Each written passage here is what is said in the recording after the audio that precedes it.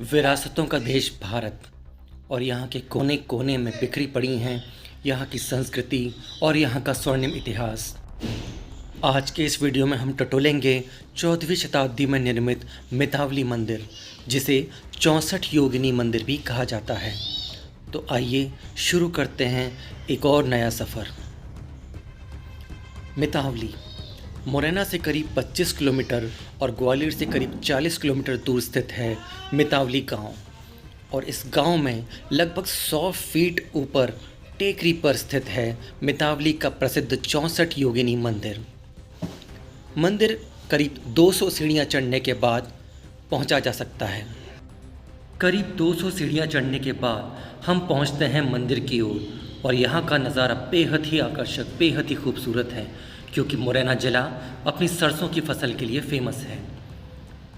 संसद भवन से मिलता जुलता ये मंदिर, ऐसा माना जाता है कि संसद की जो रूपरेखा तैयार की गई थी वो इसी मंदिर के आधार पर तैयार की गई थी, इसी मंदिर से उसकी प्रेरणा ली गई थी।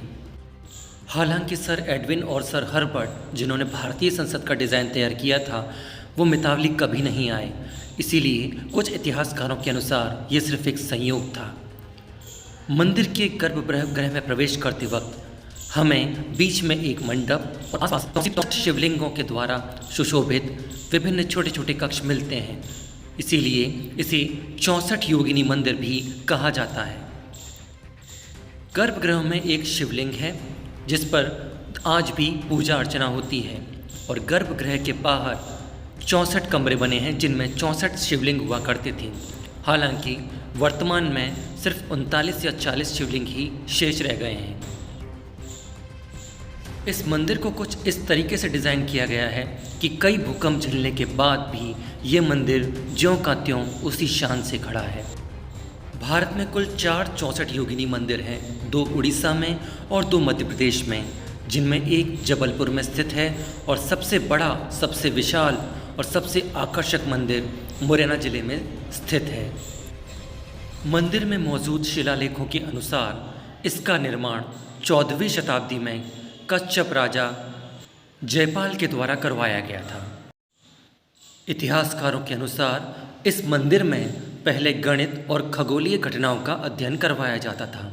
कालांतर में विदेशी आक्रांताओं और सत्ता परिवर्तन के कारण ये मंदिर धीरे धीरे अपनी चमक खोता गया और उपेक्षित ही रहा।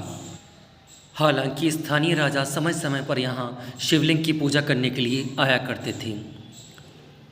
अपनी विशाल और अद्भुत रचना से सजा हुआ ये मंदिर आज भी सैलानियों को आकर्षित करता है और भारतीय धरोहर की चमक को बरकरार रखे हुए है। मंदिर में जगह जगह पर देवी देवताओं की मूर्तियाँ उकेरी गई हैं, जो कि यहाँ की समृद्ध वास्तुकला को दर्शाती है।